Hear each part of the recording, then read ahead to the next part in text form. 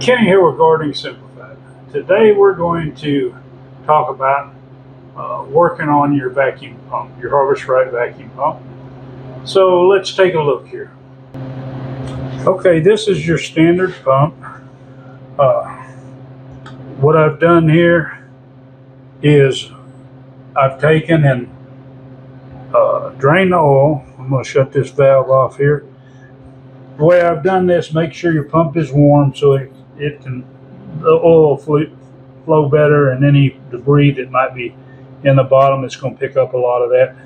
And I just took a little block of wood and propped up the back. And now what I'm going to do is I'm going to take a little tray here and set it down here on my workbench. And what we're going to do is we're actually going to take this pump apart. And the reason is, in this sight glass is dirty, and these pumps, and you can still see it had some oil in it, but these pumps are notorious for building up a bunch of garbage inside. Now let's see if I can reposition this a little bit. I kind of like to stay zoomed in, but I think I'm going to have to zoom out a little bit. But anyway, what we're going to do first, and I'm not going to filter this oil that's in here. It's this pump's had a lot of water in it and other things. One thing I'm going to do is I'm going to take this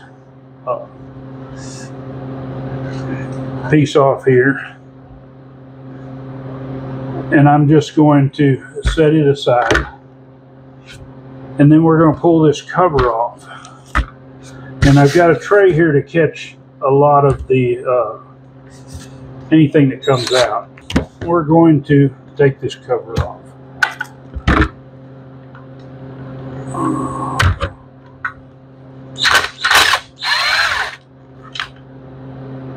And like I say, you want to make sure that you take and have something to catch any oil that might come out. Whether you want to put a plastic bag under it or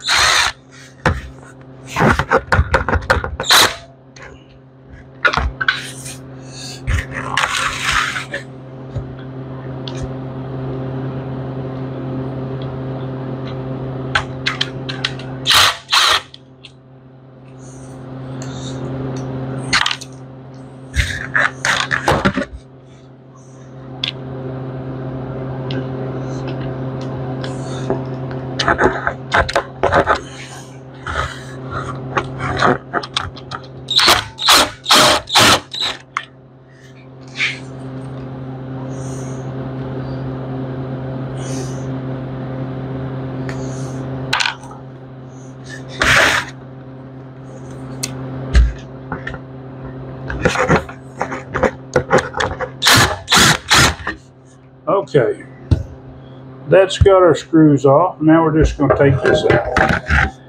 And as you can see, even though it's drained out, we're going to zoom you back in a little bit, or it's, but you can see all that sludge that's inside of here. And of course, that's definitely not a good thing to be inside that pump, all that water and sludge. You can see all this stuff that's up here where this is corroding from the moisture. Now, I don't want to blame Harvest Right, but I have to throw a lot of this on the Harvest Right, because early on, whenever I had problems with my freeze dryer, they had said they come up with a new software for it, because they were heating up the plates in there too high. It wasn't freezing it quite enough, and what was happening was a whole lot of moisture was coming off at one time, so it wasn't enough for the pump to evacuate it. And so that was what was putting moisture in the pump. And a lot of you that have these pumps like this, because of the design, and they say, well, they still offer these. Yes, they still offer them. But if you go look to see what comes with the new one, it comes with the Premier pump, because this pump here is, in my opinion, it's junk. But anyway, what I'm going to do is now, and what you do is you just clean this out. You take this oil that's in here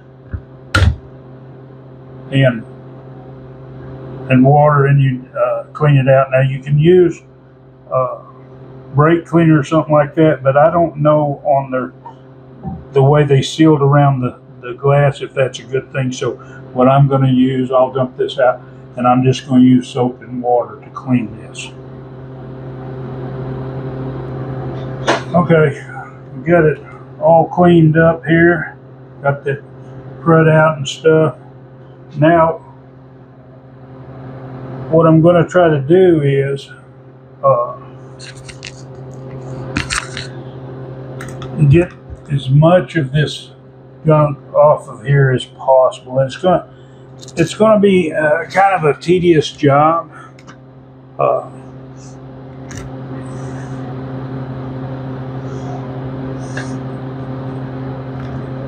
We'll set this aside.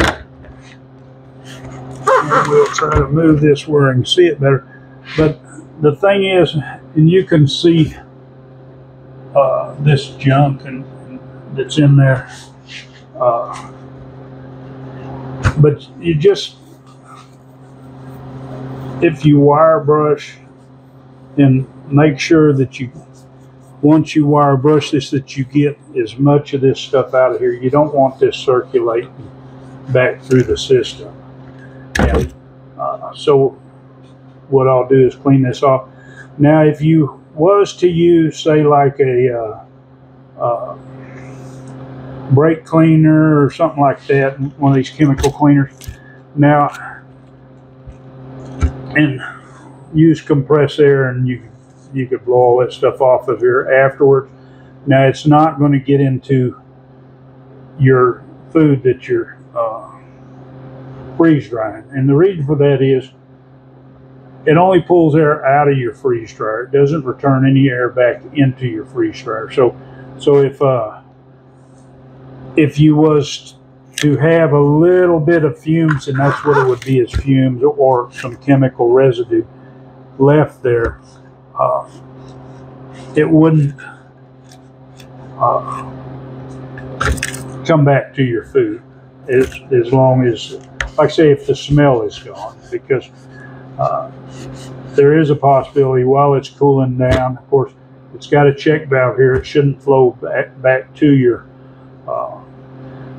freeze dryer period if your check valve's working right. And the reason why I say that is, if you want to verify, all you have to do is start your freeze dryer and close your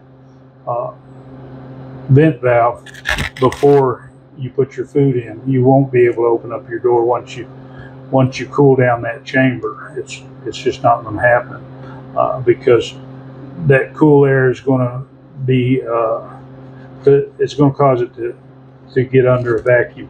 And watch for any lint particles too on your rag. It's best to use a lint-free rag. But if you're going to go to actually spraying this with some type of chemical, make sure you don't spray into any of these orifices where the oil would go in or out, because you could damage this pump. The main thing is get most of the debris that you can off of it, and then we're going to put this cover back on.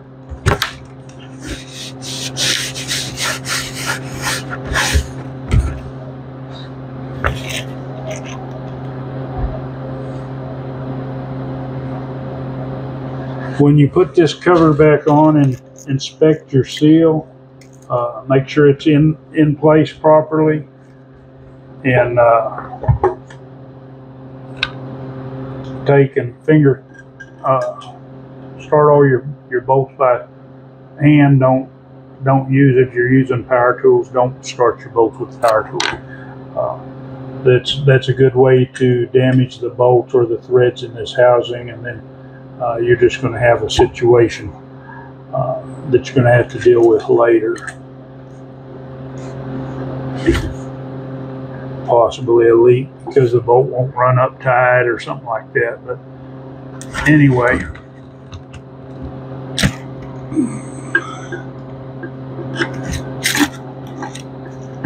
get this last bolt started here.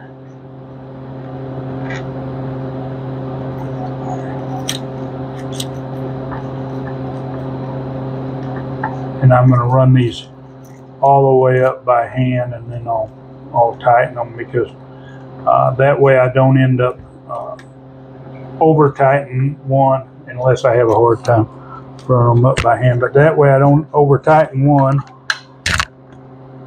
And of course, you would know the fit on these bolts on here always seem to be to me less than high quality, but they probably, and I don't know, I haven't looked on, but it's very possible this is built in China or somewhere that they can get it done cheap.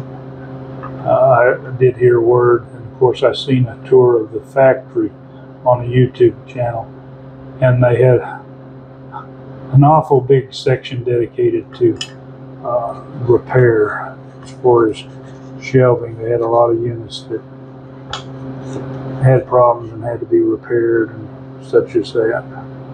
The reconditioned units, I believe.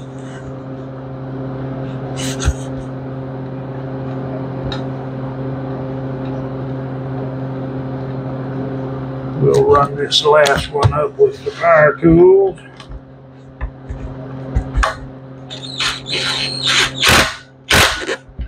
You don't want to tighten these too tight either, so, and I would suggest tightening one side, then come over and tighten the other side.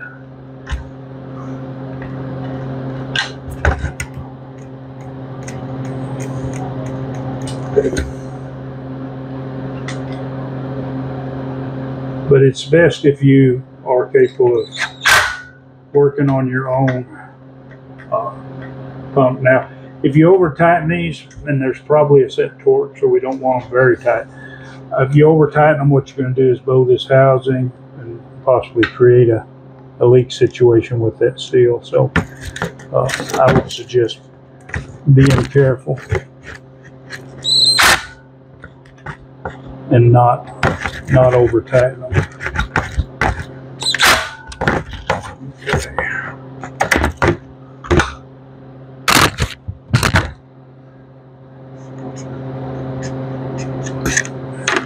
A lot of them suggest not turning this over because oil will leak out. Of course, if there's oil in there, we would want it to leak back into the unit. We wouldn't want it to come out on the outside. So I would suggest when you're doing this to wipe all the oil down good, get any off so it's not going to slowly drip back onto your system.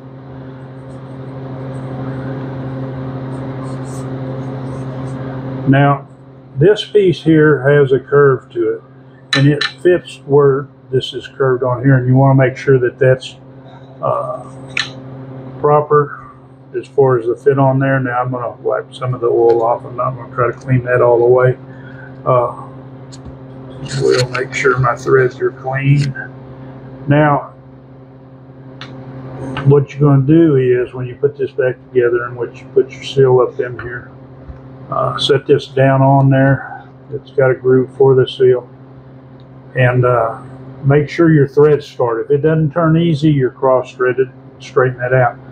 But they do make a tool that would go in this hole and keep this from turning. This is just going to be hand tight, but you can hold it in place and get this down where it seals off. And now we're ready to put oil in it. And so I'll take care of that. Make sure you bring it to your level where it's halfway into the glass, and we'll go ahead and take care of that now. If you haven't serviced your pump before, make sure you don't lose this seal. Make sure it's there, because you can possibly get oil seepage. Well, I'm going to say you would definitely get oil seepage. So make sure you take and put that seal back in. And get some oil. Because of the nature of this pump, I've been taking and not refiltering the oil. I find that even though I got new filters for my filter kit that they give you to recycle your oil, I find that water gets through it, and when that water gets through there, it makes it hard to filter, and plus the oil just seemed like it was growing mold, and that's one reason why you might want to do this part. Now, you're going to want to use Harvest Right oil, or you're going to want to use Robinair Premium High Vacuum Pump oil, because they're both designed to operate under a vacuum. You don't want to just use regular hydraulic oil. Now, once you start seeing oil in your sight glass, you want to stop and let it equalize, and then they come back and just put a little at a time.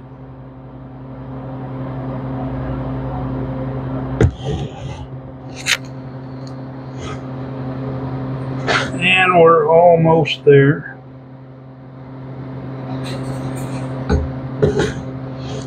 Okay.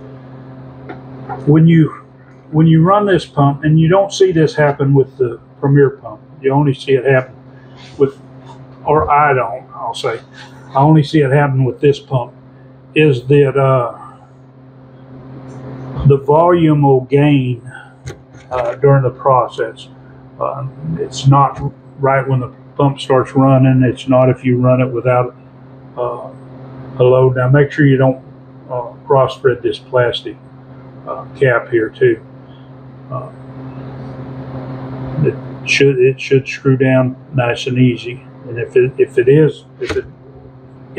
it's taking any force at all till it gets down to the seal, then there's something wrong.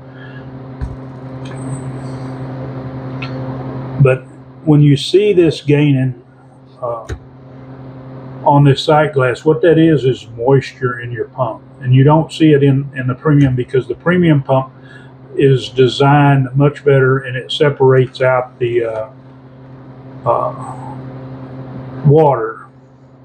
And they have a name for their little piece here, but it allows the water to get out, and it doesn't build up inside and recirculate it. And that's why a lot of these pumps fail, is because damage from too much moisture.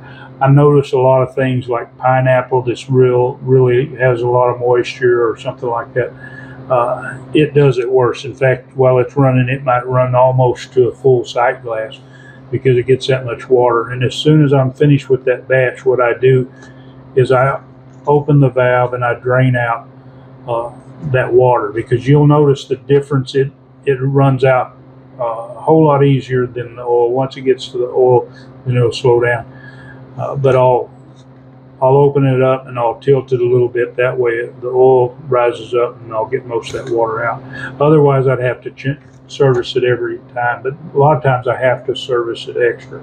If you're having a problem with your pump not achieving vacuum, and we're going to run a vacuum test here to make sure everything's all right, because we did break this apart. But if you're having a problem with achieving vacuum, and there shouldn't be any vacuum on this side anyway. This it's just the way that it runs. But the problem could be that your oil needs to be serviced. In fact, you need to actually clean your oil pump. You might have to put fresh oil in it, run it for a little bit, and then dump that out, and then put fresh oil in again, and it'll actually affect the pressure on it, because all that dirty oil and flushing it out with clean oil gets rid of that moisture that's in there. If it has water and this moisture like you see, and it gets into the oil, the vacuum doesn't pull as good. So you might not actually have a problem with your pump. It might actually be a problem with your oil is contaminated. So anyway, we're going to hook this back up and we'll show you how to run a vacuum test. And definitely make sure you have oil in it. But inside of here, and you might not can see it too well, is an O-ring. Now a lot of times people will say put Teflon around here. That will not do any good. Teflon on the outside will not do any good. If you have a problem with a vacuum leak on the hose, it's going to have to be replaced. And you don't want to take and use a pair of pliers when you put this on. Now you will want to make sure it's kind of centered when you bring it down, because it is loose and can possibly get a little bit of an angle. But what we're going to do is we're going to wiggle this as we get close, and then we're going to take and tighten this by hand. Don't take pliers to it. That O-ring seal is going to seal it. If it's not sealing, then the seal is bad. Okay, we've got our pump hook back up. Let me go ahead and zoom out here. And what we're going to do is we're going to close off our vent. We're going to close our machine. Now your machine should be dry inside. Now technically to do this, you'd go ahead and take out the tray assembly. That possibly could affect the amount of time that it takes to do the vacuum down. Now to run this test, we're going to come up here, and we've got this leaf up here. We're going to hit it, and we're just going to turn on the vacuum pump.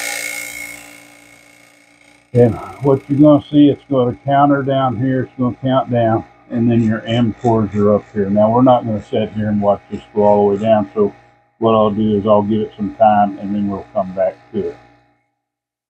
Okay, it's been a little over 22 minutes since this has been running, and it's only 900 and something mTORs, which is not good enough. Now I actually shot this video after I had run a load with the pump, because I forgot, well, I actually shot it and I lost my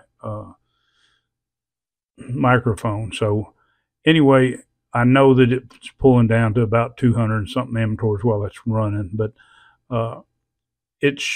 technically it should pull down to 500. Now to escape out, of course, just stop your pump, go over, hit the leaf, and or done rather, and you'll get out of there. But anyway, if you want to see more videos like this one, just let me know in the comments. And of course, if you're not a subscriber, go ahead and subscribe. Hit that bell button and select all, so you'll get notifications whenever I have new videos. And give it a big thumbs up and share this video. It helps my channel. And as always, enjoy that gardening experience.